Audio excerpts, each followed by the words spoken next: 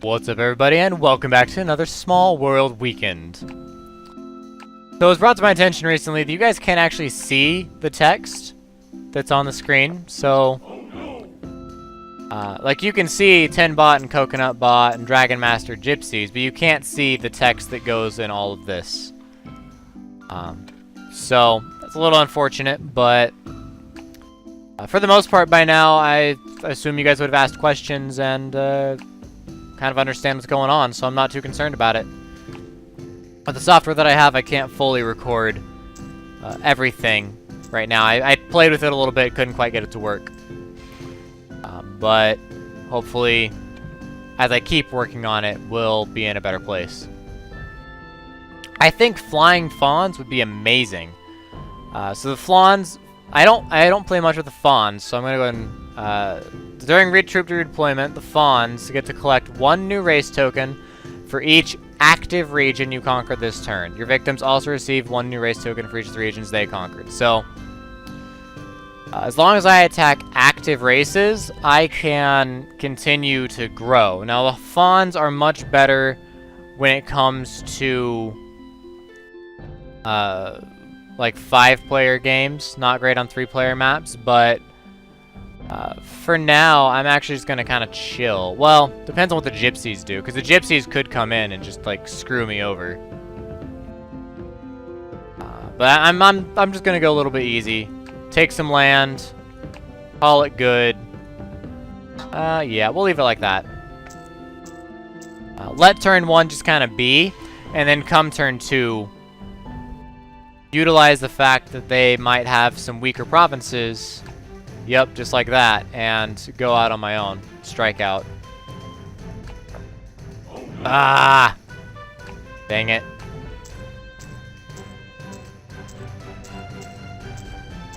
There were lots of really good choices in there, like the Hordes of Pixies. Very solid choice. Put 4 there. There you go. Yeah, go after them, gypsies. Well done. Spread yourself out thin so I can pick everyone up and then just go nuts. The Hordes of Pixies, Imperial Trolls. Forest Wizards are good on some maps. This is not one of those maps. Ransacking Giants, hard to go wrong with that. Peace Loving, always really fun to play with. We've got 9, so I can actually take 3, 6, 9 of the humans, so I think I will. So I'll go 3, 6, 9. Gives me 3 more guys, so 4, 4, 4. Call it done. Off we go. We're not taking a lot of tokens, but I'm looking for a compounding effect here. Okay. Ah, and they use their dragon. Good. They use their dragon unwisely, and I am happy for that. The AI always plays the gypsies in kind of an interesting way. They don't pick up all of them. They just pick up like all but 1 or 2, and I find that very odd. Haha! You fail at taking me. Now see, I need to pick up. I need to leave and continue to hit the humans. It's not gonna do me much good to stick around next to the gypsies like this, so go up, up, and away we go. We're gonna hit... Ooh, well, we need to hit active races. So we'll go here. I will hit the gypsies once, because they need to be hurt. Take another one here, and roll for a 3, basically. If I have to roll for a 3, I want to do it on the gypsies. Nope. Didn't get it. Alright, so we're sitting on 1, 2, 3, 4. I'm assuming they're going to pop their dragon down on that, which is why I'm not overly reinforcing it. Again, we're not picking up a lot, but you look at how many fawns we have right now. We're at 15 fawns. Yep, they're just going to eat through. Plop a dragon on me, and off they go. But that forces them to use their dragon instead of use it on my 6 stack up there. They can ignore my 6 stack. Man, another 9. I'm getting a very small amount compared to what they would be getting. 3 solid? Man, okay, 1. 2, and I wish I didn't have to do it 1 at a time.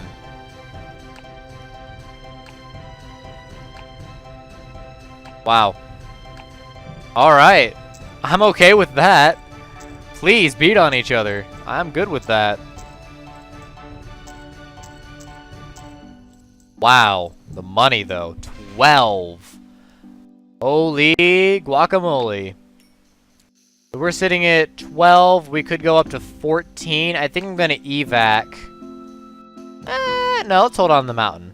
I'm going to evac that much. And then we got 4 and 5. I could plop 9, do more damage to the gypsies.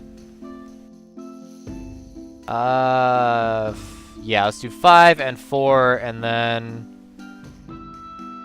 3, and roll for the farmland.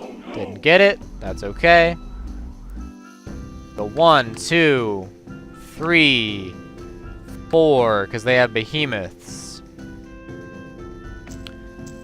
And we're not making a lot of money this turn. However, we have built such a large number at this point. Wow, they're sticking with the gypsies, really. Okay, I mean, they made a decent amount, I suppose, but it's not a lot. And they didn't even hurt me that badly. Well, let's just make sure that I am completely safe when it comes to these guys. Nice. Looks like they took out another gypsy, took out some more swampland. I'm okay with that. So now I'm in a position where I need to evac this farmland and just kind of explode all over the map. Because they're going to want that farmland. I'm not going to want to be around when they want that farmland. So let's go 2, 4, 6. And I have 8 left. Okay. I could spend all 8 on the gypsies, or I could jump on the humans and get myself a couple extras. Let's go boom, boom. We have 2 left. I guess I can take the farmland. It kind of puts them in a precarious situation. 3. And the one there will double down on the mountain. Okay. That gives us a few extra guys to play around with. 8. That's progress. The gypsies are sticking around. There goes their dragon. Okay, I don't get it. I don't know why you wouldn't just go into decline there. 6 is not something to be proud of. Behemoth. Ah. Alright. You won it fair and square. How many fawns are we going to have to work with here? Quite a few. We'll have quite a few we can play. We've got 10. Wow, that's actually a nice amount. So I can go 3, 6, 8, 10. Give me 1 more, I guess. I thought I would... Oh, I only have 1 more that I can have. I'm at my maximum limit for fawns. That's probably what's going on there. Oh, go there. Alright. 4, 5, 6, 7, 8, 9, 10, 11. Solid turn. As long as I keep picking at the humans, force them to get weaker. Wow, okay, picking up the lost tribesmen there. That's interesting. I think blue is screwed. Purple is my real competition here when it comes to oh my goodness. Purple's the competition when it comes to winning this game. He's got a lot of money from those humans. 7 that turn. That's actually, they're both declining rapidly in how many units they have. So let's go 3 and 3 and roll for the swamp. Didn't get it. That's okay. We got our 2 guys back. So we go 1, 2, 3, or 3, 3, 2. Yeah. Put a swamp there. And go to that farmland. Just try and tell the pixies they need to go north because going down here is not going to be as easy. Maybe. No guarantees that that'll actually work. But now we're raking in the money. We're raking in a good amount of cash. We're at 11. Gypsies are gypsying it up. They're completely re-entering. On them. Okay. Goodbye. I'm good with them taking out lost tribesmen. And why not? And that actually kicked the humans out of that area. No objections there. Oh! Haha! Your behemoth has failed you, human. 3, 4, 5. Okay, now this is decline turn. I'm gonna take all that I have, decline it, and basically clean up the map. Pop out the hordes of pixies and just go nuts.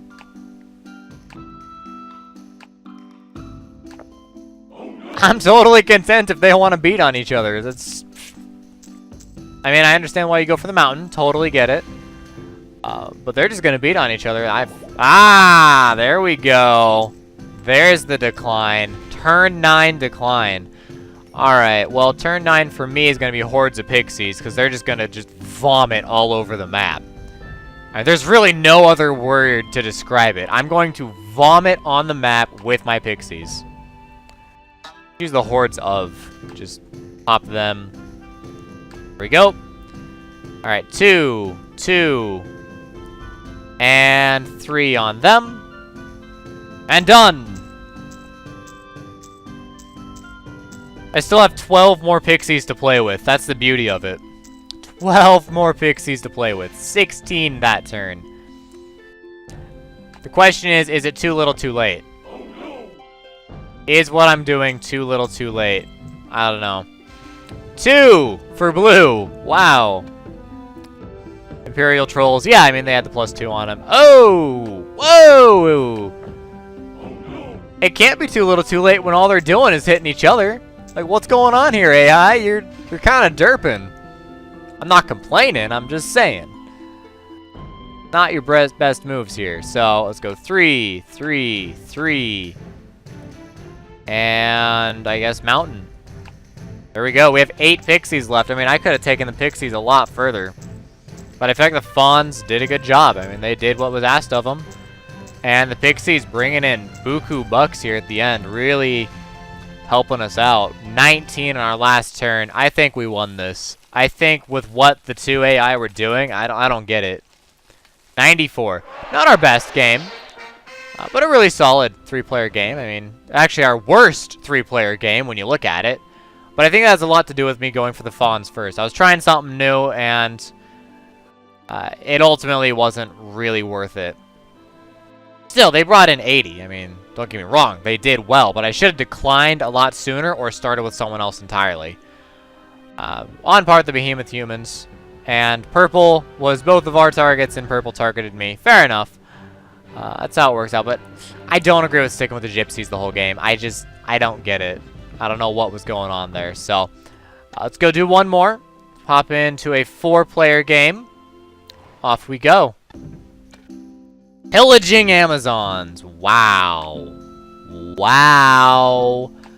Looks like we're second act. Corrupt humans. Beautiful choice. Alchemist halflings. Beautiful choice. Stout sorcerers. Superstar choice. Aquatic pygmies. Of course.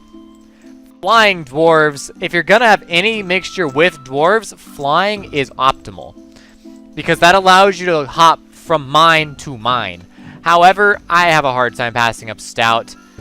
And the sorcerers themselves are absolutely solid. So, I can't just hop in and convert that. I would love to just convert that first move and then keep going, but it's not an option. So let's maybe go 2, 3, 2, flip, and there's no underworld. There is forest wizards, but the wizards would want to be in this area more than this area. So we'll take that, go to 2 all across. We're as safe as we can reasonably get. Now I'm expecting to see the corrupt humans and the alchemist halflings out there. Yeah, corrupt humans right off the bat. Take the south. It's easy. It's open. It'll have all the farmland you need. Oh, no. I would have gone more north than west, but if they want to go west, I mean, who's to stop them, right? And then alchemist halflings. Or flying dwarves, maybe aquatic pygmies. Alchemist halflings it is. I guess not a bad choice. You know, and they can take the mountains really quick like they want to. I really made myself a target for the Amazons. Looking at it now, I'm definitely a target for the Amazons. But that's not so bad. It means that they're going to be in a position of vulnerability when it comes time for my turn. I'm going to be able to get a flip off of them. I won't be able to flip anyone else. But that's actually okay for now. 11 for the Amazons. They're doing well. Let's open with... I could flip the mountain. That's actually not a bad choice. Let's flip the mountain. Take that mountain, and then take the swamp. And we are safe. Done. Now I'm expecting the humans to go north through my sorcerers to that farmland. No, they blocked right around me. Okay. No problem. Now, I do have a question. And I'm not really in a position to have that question answered right now. My question is, if I flip one of those humans, do I have to pay the humans? My answer would be yes. I would assume yes, I do have to pay the humans because I'm still performing a conquest on the humans. But I'm not sold on it. I don't know for certain. Boy, they really want that mountain. Really? Wow, okay. What jerks. Could have gone for the halflings. No, that's okay. But I'm assuming I would still be performing a conquest on the humans, and therefore I would have to pay the humans. But I don't actually know for certain. Why don't we do that, and then this? Alright. 2 and 2, it's about as good as I can do. I don't have a lot of extra sorcerers. 7. I'll play with them for one more turn. I think I should have declined there. I don't think it was smart for me to stick around, but I kind of want to let things cycle through a little bit more before I pick something, honestly. 10. Yeesh. And this might actually be the situation where never mind, I won't be able to flip a halfling. I could flip a human, I could flip an Amazon. They only have 4 left, I mean, they have to decline. So I can flip a human and test the hypothesis right now. So let's flip a human and test the hypothesis. So if I take this guy, okay, it does count. That's good to know. I was planning on going up here, but I guess I can't do that. I can go here. And I can't flip anyone else. We're done on the flippy flip.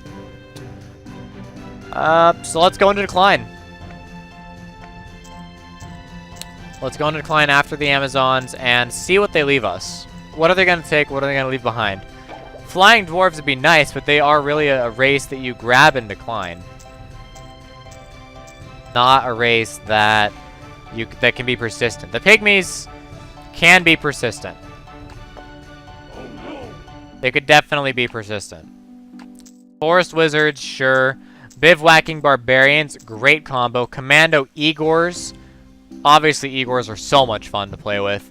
Flying dwarves are taken, you know? I don't 100% agree with that. Simply because this is a little bit too late to be taking the dwarves, especially with your Amazons the way they are. But I guess, I mean, the flying goes great with the dwarves. So, it's a solid combo. I think maybe aquatic pygmies are the way to go here, just so that other people don't get them. Otherwise, it'd be bivouacking barbarians or commando Igors. But let's take the pygmies, and we're going to take all aquatic tiles around here, and I'm going to take them up here, and just kind of have this for myself. This little slice of life up here. Nice! Alright.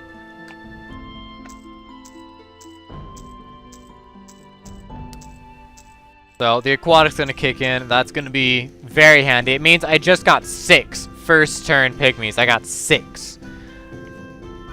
That's the equivalent of what you'd expect to see with ratmen or Amazons. Maybe orcs, but not necessarily with your run-of-the-mill pygmies.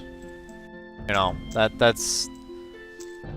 You wouldn't even... Maybe the wizards could get it. In this case, the forest wizards raked in a lot of money because they have both magic and the forest to go with them. They got 5. Nice, nice. Flying dwarves. Not a fan of that, dwarf. Why would you do that, dwarfy dwarf? Why would you do that? So I'm in a position where I can take this mountain off the halfling, and then I have to take another aquatic tile. Now I can either heavily defend my own, or I can convert one of my sorcerers, and I'm going to attempt that because if I succeed, I actually get 1 more token than I would have if the sorcerer occupied it. So it's worth more to me, both now and in the future, to take that tile from my sorcerer there. There are rare instances where that is a smart thing to do, but this was one of them. Because I get 2 instead of 1. Which means the pygmies are bringing in a whopping 10, 13 this turn, 3 from the sorcerers. Maybe 1 more turn with the pygmies, and then we're going to have to decline. The sorcerers aren't bringing in enough. The pygmies are bringing in a lot. A lot from the pygmies, and I'm happy about that. But the sorcerers are just not bringing in enough. Really justify it. Now I'm expecting the dwarves to decline. Bivouacking barbarians. Solid choice. When I decline, I'll probably want to pick up the wealthy ratmen, honestly. The wealthy is a really solid, you know, 1 extra turn worth of income sort of buff.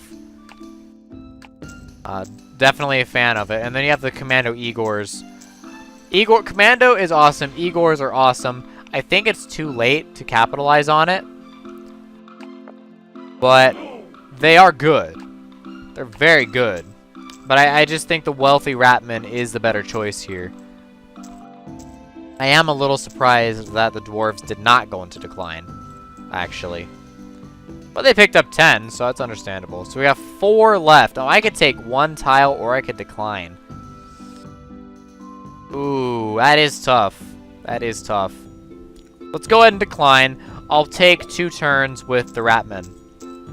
And just take 5 from the pygmies this time. A respectable decline turn.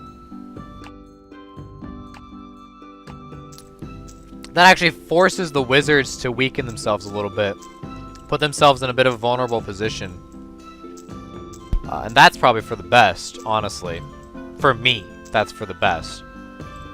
Now, the bivouacking barbarians, they're going to go nuts down here. Oh, yeah. Goodbye, blue. Goodbye, green. Oh, almost got it, too. Yep, that's why the bivouacking is great with barbarians. You see what they did down there.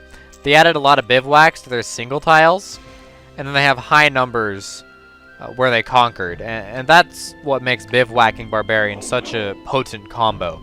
It allows you to defend your barbarians while still having a large number. You notice pretty much all of the large number races have some sort of negative to them. when you add some defenses like that, or some extra offense like hordes of Amazons or bivouacking barbarians, it really makes that combination absolutely super powered. So pick up the wealthy here, and really I have every single reason to just hit the wizards and just kind of go along out here. I mean, why not? 3, 6, 9, 12, and we're done. I get a +7 from wealthy, making this turn worth a lot. 16. Very solid turn. And it weakened the wizards without provoking them. I didn't take any of their magic. I didn't take any of their forests. I just tore a line through the map to protect my pygmies. And that I didn't provoke the wizards in any way, which keeps me safe from them. Barbarians are going. The halflings are perfectly fine. The dwarves have to decline. They have to do a turn 8 decline. That's the only way they're going to survive. They have to turn 8 decline. You're still going to get the benefit of your mines while you're in decline, so there's really no point in hanging around. Turn 8 decline. Turn 9. Oh, they're on. Okay, they can't. They should have turned 8 decline. It's turn 9. They can't do anything about it. They got to take what they got. That's unfortunate for them. So, turn 9. Wizard. And probably gonna go for one more wizard. Yeah, go for the wizard. Got it. Cool. So, we'll put a guy down there. We'll put a guy over here and a guy over here. And that'll probably keep me safe. I put one down here on the off chance the barbarians pick up their guys and they decide they want to go this way instead of up here. Because this is so fortified. This little bit down here will just help contain the barbarians effectively. At least that's what I'm going for. 7 for the Ratman that turn. Giving me a full 12 on my last turn. Not bad. Oh no! And I crippled wizards. I crippled blue there at the very end. They get 4. 5. Sorry, 6? 5. They get 5. Whereas normally they would... Whoa! Okay, barbarians going north, but they had to do it slowly. They take their 5 compared to what they would have had, which was an additional 1, 2, 3, 4, 5. They would have had 10. I cut them in half. Woo! 13 for the barbarians. I don't know if I won this one. It's going to be close. It's going to be very close. Very tight. Oh! We lost by 7. We'd actually tied for second. Okay, with Shrubbery Bot. And 2 people...